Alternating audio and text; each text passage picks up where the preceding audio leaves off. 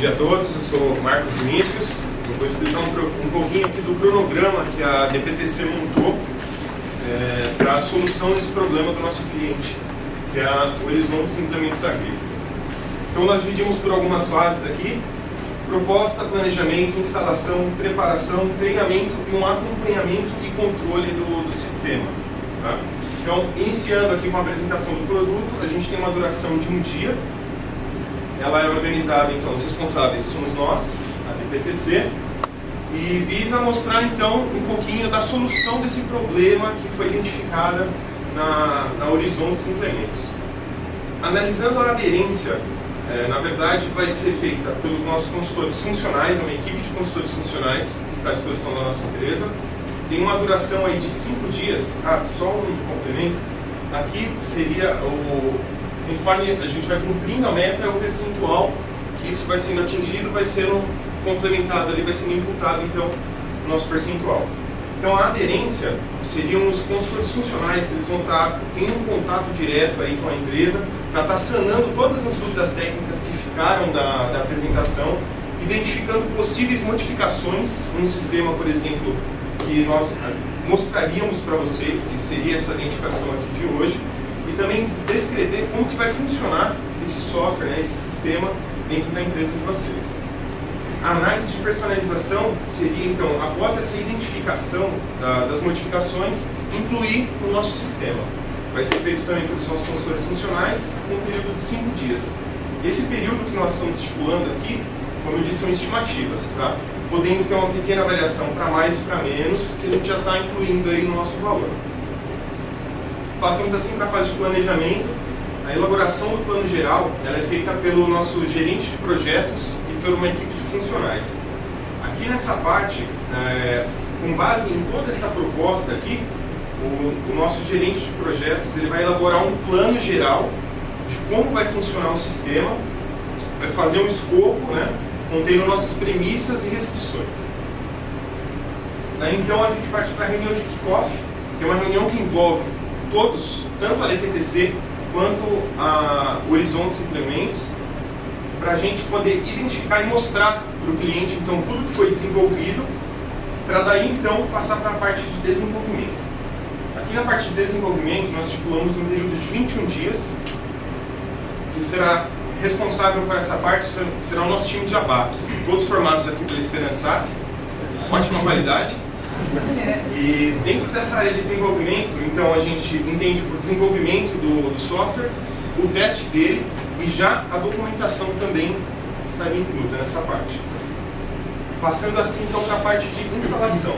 A disponibilização da infraestrutura, nós temos uma equipe de infraestrutura que ela vai verificar quais são os pré-requisitos e vai instalar isso na empresa Horizontes. Quais são os pré-requisitos? Servidores, se possível, alguns softwares que dependerão do nosso sistema ou o nosso sistema dependerão deles e vice-versa. A instalação do sistema. Aqui, esse ponto é onde o software é instalado, todos os complementos também são instalados e a criação de um banco de dados. Passando por essa fase, a gente vai para a fase de preparação. O cadastro básico ele vai ser feito então por uma equipe de implementação. Tem aí um prazo médio de 5 dias. O que envolve o cadastro básico? Seria a primeira carga, então, com os dados do cliente no banco de dados, ou seja, cadastros pré-existentes já, como, por exemplo, cadastro dos clientes, cadastro de materiais, e por aí vai. Integrações e homologar o ambiente. Essa parte, nós dividimos como integração todo o teste da interface do nosso software, ou seja, o usuário vai ver aqui, o que ele vai ver? Ele vai ver aqueles mesmos nomes que ele tinha num software antigo, por exemplo, ou ele está acostumado a ver isso na frente dele, essa codificação que nós estamos utilizando. E a homologação do ambiente seria com toda essa carga de dados que foi imputada aqui previamente, como o sistema vai se comportar.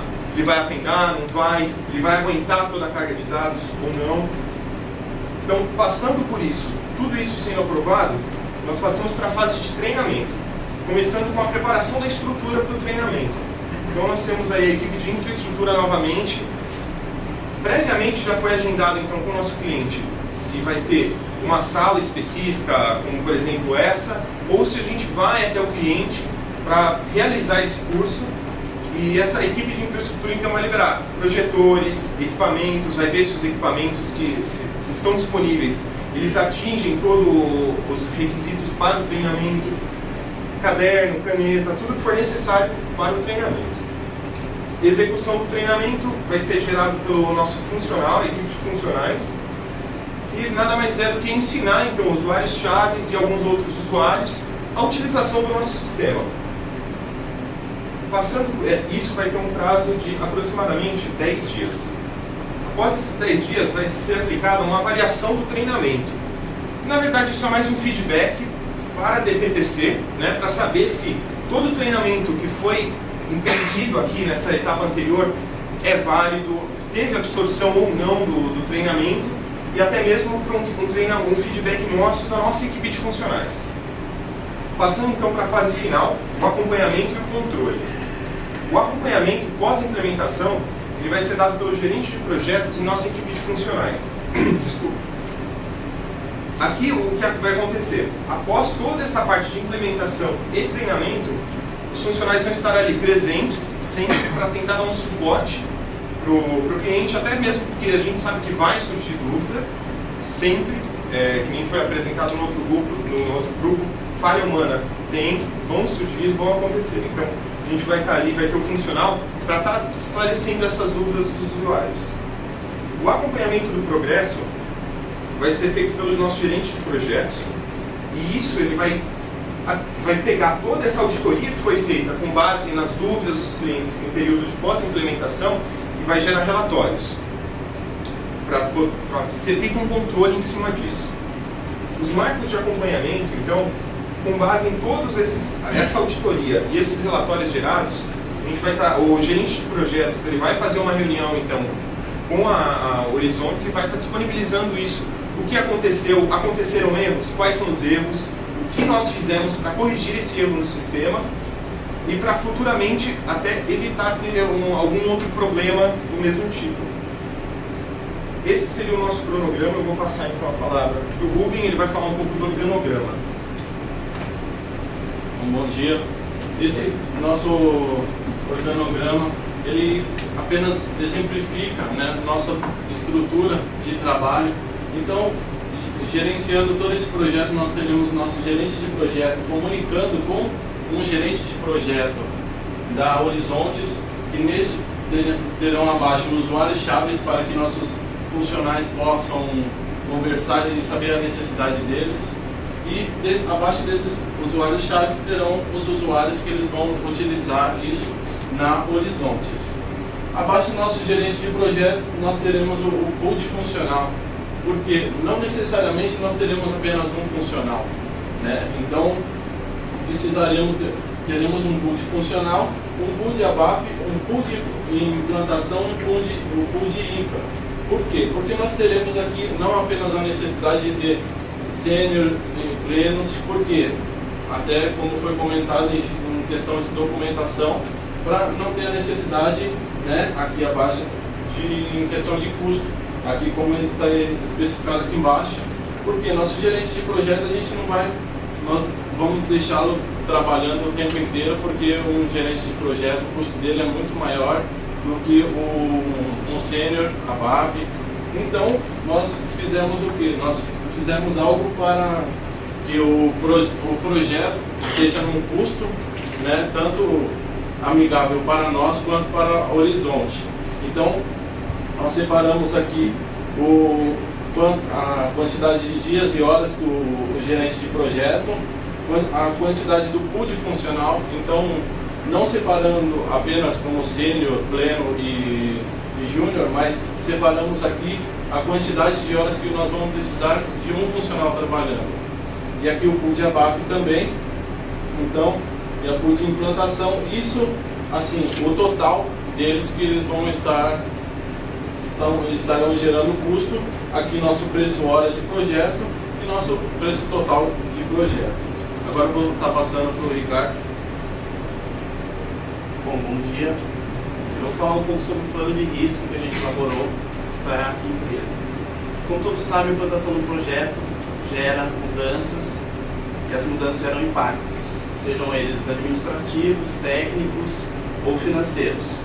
Como forma de reduzir esses impactos, ou até mesmo evitá-los, a gente definiu esse plano de risco, que tem como campos a probabilidade e o impacto gerados através de um histórico da nossa empresa em outros projetos e pesquisas mercadológicas. Aqui nessa planilha temos a ID do risco, a descrição, a probabilidade, o impacto e a média entre a probabilidade e o impacto gerará uma criticidade. Daí vai ser definida o nível dessa criticidade no projeto. E temos também o plano de mitigação, que é a medida tomada para esse risco. Como alteração de escopo, a gente definiu a probabilidade como baixa, um impacto alto, gerando uma criticidade de nível médio. O plano de mitigação vai ser a redefinição do projeto juntamente com o cliente, redefinindo custos e prazos. A substituição de um recurso-chave do projeto, a probabilidade é média de acontecer, o impacto é alto e a criticidade é um nível alto. Como plano de mitigação, a gente vai definir previamente substitutos para esse recurso. O atraso do cronograma. A probabilidade de acontecer é alta, porque, como eles já disseram, surgem imprevistos.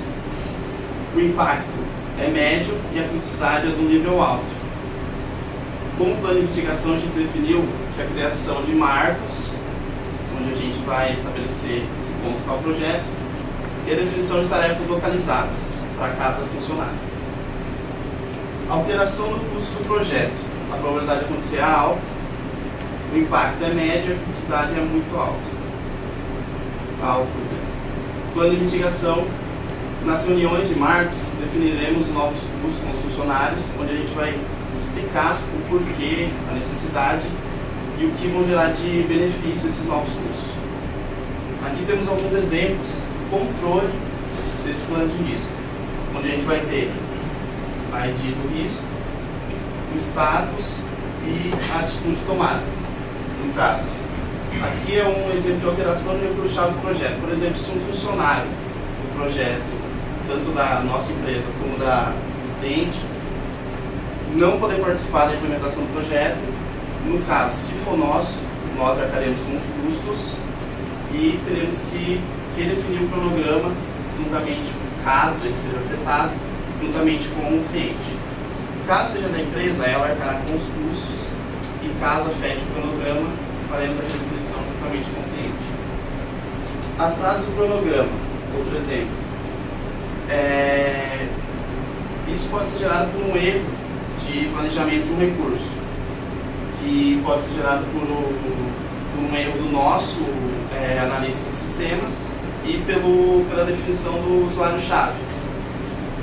No caso, como um atraso do cronograma vai gerar custos, será dependendo se for culpa nossa, nós arcaremos com os custos e teremos que fazer a redefinição do cronograma juntamente com a empresa, alterando prazos e custos.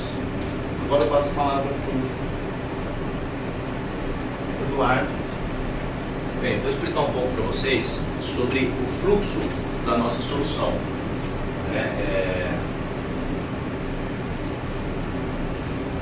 Vocês desculpem, o fluxo está um pouco perdido aqui, porque a gente fez em OpenOffice e aqui abriu em PowerPoint. Então ele bagunçou um pouco. Mas eu vou tentar explicar de uma maneira que fique claro para vocês, certo? Tudo começa na visita do vendedor. O vendedor vai à fazenda e ele está vendendo o produto e ele vai pegar os dados do pedido e, independente de qual a tecnologia, qual o método que ele faça isso, se for através do notebook, se for através do tablet, se for através do celular, ele vai verificar se ele possui uma conexão de internet e uma conectividade com a base dele. Se ele possuir, ele pode fazer diretamente, através de tecnologias que depois iremos explicar, o cadastro, verificar o cadastro do cliente, se esse cliente já é cadastrado, se não, ele pode fazer o cadastro do cliente. Aí vai seguir toda a aprovação de cadastro, de crédito, e poder fazer a consistência da verificação desse pedido e efetivar na base SD da SAP. Se não houver uma conexão, se não houver uma conectividade, nós vamos gerar também uma possibilidade para quê? Para que armazene isso localmente no dispositivo que ele está utilizando para gerar esse pedido, e isso fique aguardando um sinal de conectividade para que, na hora que tiver esse sinal, corra todo esse fluxo e faça transparente, de uma forma transparente para o vendedor, que também efetive na base da SAP. E também a gente tem a possibilidade de distribuidores. Então, existe uma empresa terceirizada que vende produto para Horizontes. E aí eles possuem qualquer outro tipo de sistema, não necessariamente SAP. Então a gente tem que disponibilizar uma interface de importação dessas informações para que esses pedidos sejam efetivados na base do nosso cliente. Esse é o fluxo. Agora eu vou passar a palavra para o Rubem. Bom, como foi definido, o nosso problema realmente o vendedor ele vai à fazenda, não sabe se vai ter uma conexão à internet ou se ele vai conseguir realizar com sucesso a inserção do pedido dele no sistema.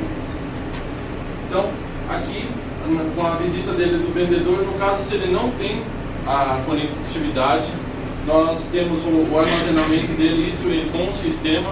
Ele vai ter a conectividade dele em tabelas locais, então ele vai armazenar o pedido nessas tabelas locais. Acontecendo que ele não conseguiu levar notebook, não tem acesso ao sistema, ele pode preencher simplesmente a planilha de Excel que ele tem, ele pode preencher no tablet dele e fazer essa carga após ter um sinal, ele faz essa carga numa tabela para preencher através de batch input para preencher, né, os dados do pedido, né? Ou quando está preenchido na parte da tabela interna, o sistema está aguardando uma conectividade. Assim que ele pega uma conexão, ele sincroniza a tabela interna dele juntamente com a tabela do sistema. Vou passar agora para o Ricardo. Bom, o Rubem citou a parte, caso não haja conexão com a internet no campo. Eu vou falar um pouco da parte, caso haja essa conexão. Bom, a gente vai fazer essa conexão, tá? Através, a gente vai gerar um aplicativo da SAP, que se chama WebDingo, que ele é baseado numa interface web. Ele é gerado através de um framework, onde evita o código, a codificação de código HTML.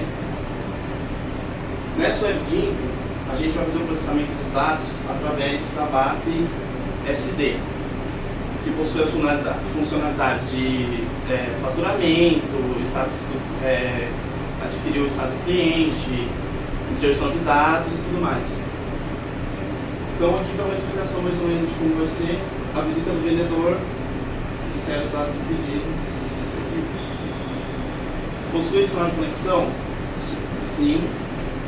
Verifica a consciência do cadastro cliente, depois o Marcos explicar um pouco melhor essa parte. Envia os dados, se sim, envia os dados do cadastro cliente,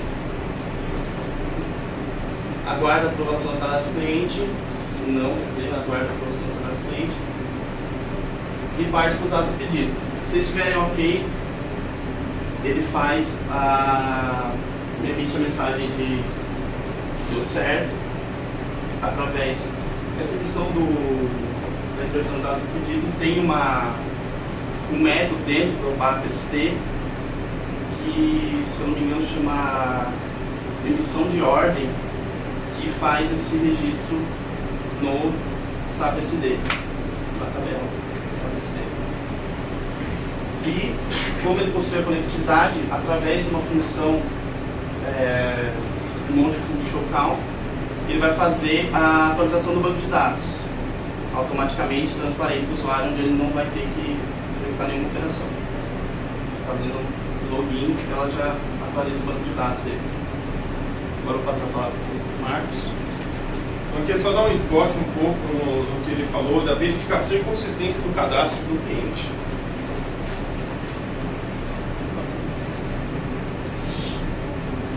Tá bem torto, mas eu vou tentar adaptar aqui.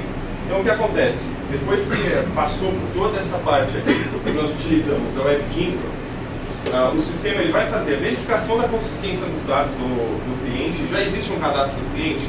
Tá tudo correto? Se está, ele já passa para a próxima fase, para aprovação do pedido. Se não está, ele vai verificar então a possibilidade de um cadastramento desses dados. Tudo isso, como já foi explicado, ele está usando uma BAP, que é do módulo SD, juntamente com o Remote Function Call, que é a chamada de funções remotamente. Então, não houve a verificação, ele vem aqui no cadastro do cliente, até mesmo para uma aprovação de limite de compras. Então, essa parte daqui da confirmação dos dados do cadastro, a gente usa especificamente essa BAP de SD, conforme o Ricardo acabou de explicar. Caso não haja isso, a gente usa uma função criada aqui para o nosso programinha ZES, Remote Function Call, para quê? Fazer o cadastramento direto no banco de dados, para atualizar o banco de dados, e assim que a liberação desse pedido for efetivada, aí sim ele passa para a próxima fase, encontrando como se ele tivesse feito por aqui. Tá? Vou passar agora a finalização do Alexandre.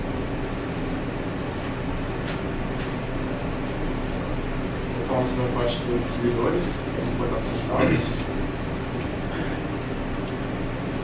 E atualmente eles não têm acesso ao sistema SOD da organização de SOD. Por exemplo, a gente vai criar ou um web service, vai executar as informações lá, ou um portal HTTP. A partir desse portal ou do web service vai passar para a nossa solução via RFC. E essas informações podem ser imputadas de qualquer maneira. Pode ser um arquivo TXT, um ML, ou até mesmo um arquivo Excel. Passando isso via o Remote Function Call para a nossa solução, nós vamos processar essas informações, converter todos os layouts para o sistema SAP. E após essa conversão, vai estar tudo de acordo com o sistema atual, a gente vai passar para o sistema da SAP via VAB e está concluído o processo. É um adicional ao sistema atual que existe atualmente. Bom, a gente vai abrir para perguntas, dúvidas. Obrigado. Quanto tempo durou a apresentação de